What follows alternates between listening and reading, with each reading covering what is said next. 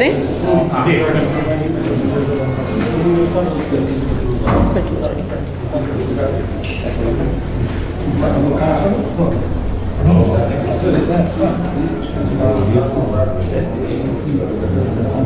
सभी पत्रकार साथियों को मेरा नमस्कार। आज मेरे असम के दौरे का तीसरा दिन है और दो दिन मैं डिब्रूगढ़ लोकसभा सीट पर आम आदमी पार्टी के कैंडिडेट मनोज धनवाल के लिए कैंपेन कर रही थी। आज मैं सोनितपुर में हूँ सुबह से, अभी इसके बाद हमारा रोड शो है।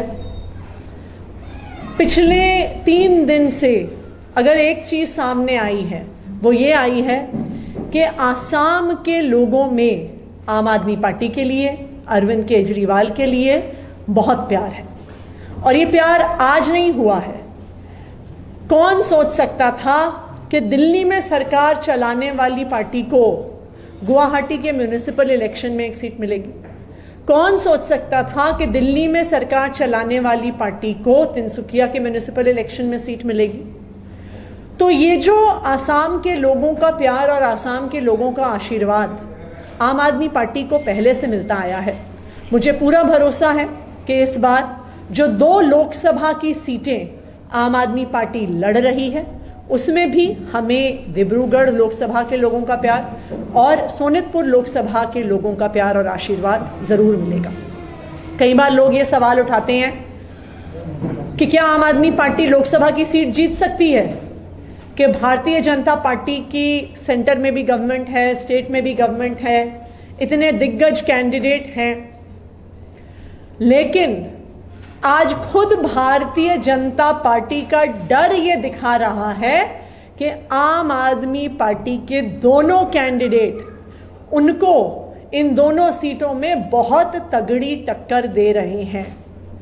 हमने कल ही देखा कि देश के home minister Amit Shah ji Dibrugarh Lok Sabha seat पर तिनसुकिया में रोड शो करने आए। ऐसी खबर मिल रही है कि मनोज तिवारी जी भी आएंगे। ऐसी खबर मिल रही है कि प्रधानमंत्री नरेंद्र मोदी जी भी आएंगे। ऐसा क्या हो गया आसाम की इन 2 लोकसभा सीटों में कि सारे बड़े बड़े नेता भारतीय जनता पार्टी के यहाँ पे कैंपेन करने के लिए आ रहे हैं। सिर्फ एक चीज हुई है कि आम आदमी पार्टी भारतीय जनता पार्टी को तगड़ी टक्कर दे रही है और अब भारतीय जनता पार्टी को भी डर लग रहा है कि वो आम आदमी पार्टी के कैंडिडेट के हाथों हार जाएंगे। दूसरी बात, इस डर के कारण पूरे प्रशासन को आम आदमी पार्टी के खिलाफ और भारतीय जनता पार्टी के फेवर में इस्तेमाल किया जा रहा है। हम बार बार देख रहे हैं कि प्रशासन अपना एक तरफा समर्थन भारतीय जनता पार्टी को दे रहा है। सरकारी होर्डिंग पर भारतीय जनता पार्टी का प्रचार का मटेरियल लग रहा है। सरकारी सेल्फ हेल्प ग्रुप्स की महिलाओं को रैलियों में लाया जा रहा है। आम आदमी पार्टी पहले परमिशन मांगती है लेकिन भारतीय जनता पार्टी को पहले अप्रूवल दिया जाता है। अमित शाह जी की सिक्योरिटी के नाम पर आम आदमी पार्टी के कार्यकर्ताओं को, आम आदमी पार्टी के लीडर्स को तिनसुकिया की रैली में पहुंचने नहीं दिया जाता।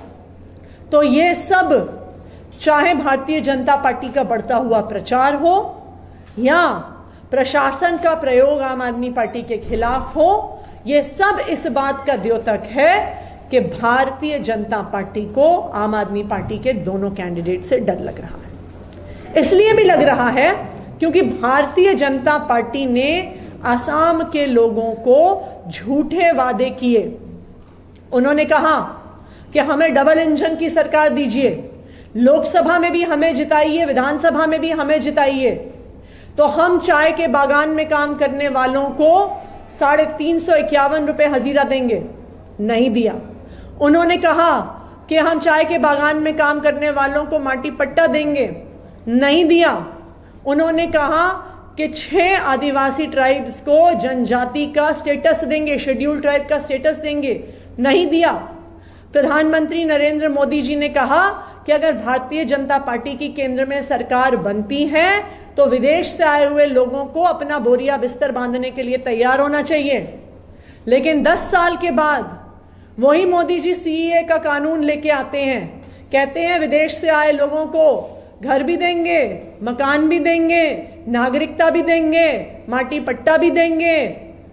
असम में रहने वाले लोगों को माटी पट्टा नहीं मिलता, लेकिन जो विदेश से लोग आ रहे हैं उनको सीएए के तहत ये सब दिया जाएगा। तो आज आसाम के लोगों ने देख लिया है कि भारतीय जनता पार्टी के जुमलों पर भरोसा नहीं किया जा सकता। इसलिए मुझे इस बात का पूरा भरोसा है कि लोकसभा के चुनाव में आम आदमी पार्टी का आसाम में खाता जरूर खुलेगा।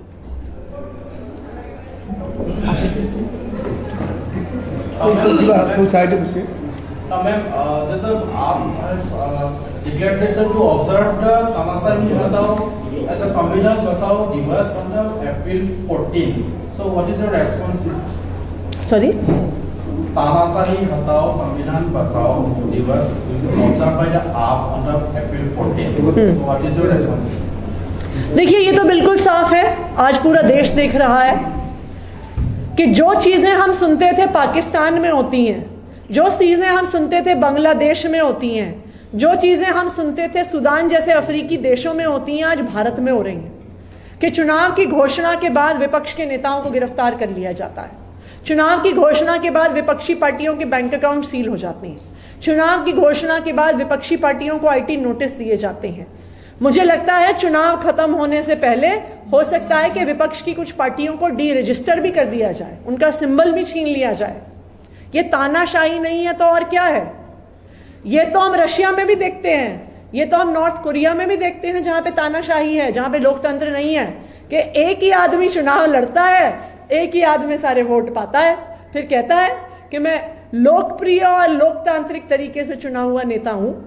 तो आज भारत में भी यही हो रहा है क्या? क्या भारत में भी वही हो रहा है जो हमने पाकिस्तान में देखा कि किस तरह इमरान खान को जेल में डाल दिया गया, उसकी पार्टी के सारे नेताओं को जेल में डाल दिया गया, उनके पार्टी का सिंबल छीन लिया गया। जो कुछ हम फेलिंग डेमोक्रेसीज में देखते थे, पाकिस्तान, बांग्लादेश, सूडान, आज भारत में हो रहा है। मैं आज आप सबके माध्यम से इलेक्शन कमीशन ऑफ इंडिया को अपील करना चाहती हूं कि आज जो तीनों इलेक्शन कमिश्नर्स उस कुर्सी पे बैठे हैं, आप टीएन शेषन जैसे दिग्गजों के उत्तराधिकारी हैं।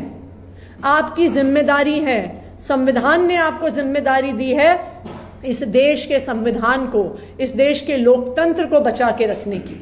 तो इसलिए आप इस संवैधानिक जिम्मेदारी को पूरा करें, इस देश के लोकतंत्र को बर्बाद ना होने दें। एक बहुत बड़ी जिम्मेदारी इलेक्शन कमीशन के हाथ में है। What is your comments regarding 2G Swetman Kalakari and syndicate Raj in Assam? हाँ जी, सिंडिकेट जो माफिया चल रहा है बताइए आप। तो असम में कोयला से लेकर काठ से लेकर आप जितने खाने पीने की चीज़ें यहाँ तक हैं, पत्थर है, बाली है, सीमेंट है, हर चीज़ में माफिया राज चल रहा है, सिंडिकेट चल रहा है। और यही वजह है कि आज असम की जो राजा है, रेवेन्यू जो है, वो रेवेन्यू, असम की रेवेन्यू नहीं बढ़ती है और असम सरकार को लगातार हर महीने केंद्र सरकार से लोन लेना पड़ता है, उधार लेना पड़ता है, ऋण लेना पड़ता है। आज असम के ऊपर जो कर्जा है, उस कर्जे का सबसे मूल कारण यही है कि जो असम की संपत्ति है उसकी चोरी हो रही है और पूरे असम में माफिया राज चल रहा है। इस माफिया राज को खत्म करना पड़ेगा और जो सत्ताधारी लोग हैं, सत्ता के पक्ष में जो लोग हैं, उनको गंभीरता के साथ इसके ऊपर कार्रवाई करनी चाहिए। लेकिन असम की जनता ये सारी चीज देख रही है। आने वाले दिनों में अगर ये सरकार इन सब चीजों को ठीक नहीं करती है, इसी तरीके से लोन पर लोन लिए जाती है, इसी तरीके से माफिया राज चलता रहता है, तो असम की जनता उसका जवाब देगी। और आम आदमी पार्टी, हम लोग निश्चित तौर पर, आज हम लोग सिर्फ 2 सीटों पर लोकसभा के चुनाव लड़ रहे हैं, लेकिन आने वाले दिनों में हम असम के जितने चुनाव हैं उसमें हम भागीदारी करेंगे।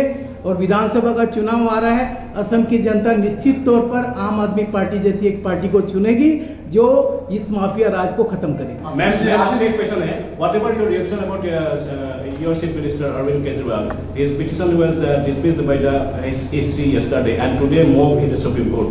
I want to add this. There's a BJP also today staged a protest in the Delhi and the demands to the Arvind Kejriwal to quit. मैं भी एक कर देता हूँ इसमें, आखिर बेल क्यों नहीं मिल रहा है? अगर सही है, आपका हिसाब से अगर सही है, तो केजरीवाल जी को बेल क्यों नहीं मिल रहा है कोर्ट से? कोर्ट का ऊपर आपका भरोसा है कि नहीं? देखिए, अरविंद केजरीवाल को, मनीष सिसोदिया को, सत्येंद्र जैन को बेल क्यों नहीं मिल रही है, इस बात को समझने के लिए हमें PMLA, prevention of money laundering act को समझना पड़ेगा। पीएमएलए जो कानून है, ये बना था जब भारत ने इंटरनेशनल कन्वेंशन साइन करी थी काउंटर टेररिज्म पर, इंटरनेशनल कन्वेंशन साइन करी थी ड्रग ट्रैफिकिंग के खिलाफ। तो पीएमएलए के कानून में बेल मिलना लगभग असंभव है, क्योंकि मनी लॉन्ड्रिंग के माध्यम से पैसा किसी आतंकी हमले में ना चला जाए, मनी लॉन्ड्रिंग से पैसा ड्रग्स की खरीद फरोख्त में ना चला जाए। इसलिए पीएमएलए इतना सख्त कानून है जो क्रिमिनल जस्टिस सिस्टम के प्रिंसिपल्स को उल्टा कर देता है। क्रिमिनल जस्टिस सिस्टम ये कहता है you are innocent until proven guilty, PMLA ये कहता है you are guilty until proven innocent. Criminal justice system ये कहता है bail is the norm, jail is the exception. PMLA ये कहता है jail is the norm, bail is the exception. तो ये एक ऐसा कानून है जिसमें किसी को भी बेल मिलना लगभग असंभव है। उसका कारण ये है ऐतिहासिक कि ड्रग्स की खरीद फरोख्त रोकने के लिए, आतंकी हमले रोकने के लिए ऐसा कानून बनाया गया। लेकिन आप मुझे बताइए कि क्या आज के दिन में पीएमएलए का प्रयोग आतंकी हमले रोकने के लिए हो रहा है, ड्रग्स की खरीद फरोख्त रोकने के लिए हो रहा है? नहीं हो रहा। सिर्फ और सिर्फ विपक्ष के नेताओं पर हमले करने के लिए हो रहा है। ईडी के केस किए जाते हैं, विपक्ष के नेताओं को जेल की धमकी दी जाती है। अगर वो भारतीय जनता पार्टी में आ जाते हैं तो उनके केस खत्म हो जाते हैं, वो नहीं आते हैं तो वो जेल जाते हैं और पीएमएलए में उनको बेल नहीं मिलती है, क्योंकि वो कानून ही ऐसा है। अगर भारतीय जनता पार्टी कहती है कि अरविंद केजरीवाल ने, मनीष सिसोदिया ने करप्शन किया, तो क्यों प्रिवेंशन ऑफ करप्शन एक्ट में केस नहीं लगाती है? इसलिए नहीं लगाती है क्योंकि उस कानून में बेल का प्रावधान है। अगर भारतीय जनता पार्टी ये कहती है कि अरविंद केजरीवाल ने कोई क्रिमिनल एक्टिविटी करी, भ्रष्टाचार किया, कोई कानून तोड़ा, तो क्यों क्रिमिनल प्रोसीजर कोड सीआरपीसी में केस नहीं लगाती है? इसलिए नहीं लगाती है क्योंकि सीआरपीसी के तहत बेल मिलती है। पीएमएलए में केस करने का कारण ही यही है कि उस कानून के तहत बेल मिलना लगभग असंभव है। और फिर भारतीय जनता पार्टी के प्रवक्ता टेबल ठोक ठोक के कह सकें कि बेल क्यों नहीं मिली, बेल क्यों नहीं मिली, बेल क्यों नहीं मिली। तो ये बिल्कुल साफ है कि ना अरविंद केजरीवाल के खिलाफ, ना मनीष सिसोदिया के खिलाफ, ना संजय सिंह के खिलाफ कोई भी प्रूफ नहीं है, कोई भी मनी ट्रेल नहीं है। जब संजय सिंह जी की बेल सुप्रीम कोर्ट के सामने आई तो कोर्ट ने बार बार ईडी से पूछा मनी ट्रेल कहां है, प्रोसीड्स ऑफ क्राइम कहां है, पैसे मनी लॉन्ड्रिंग का सबूत कहां है। ईडी के पास कोई जवाब नहीं था और इसीलिए जो ईडी विरोध कर रही थी संजय सिंह की बेल पिटिशन का, उनको अपना विरोध वापस लेना पड़ा।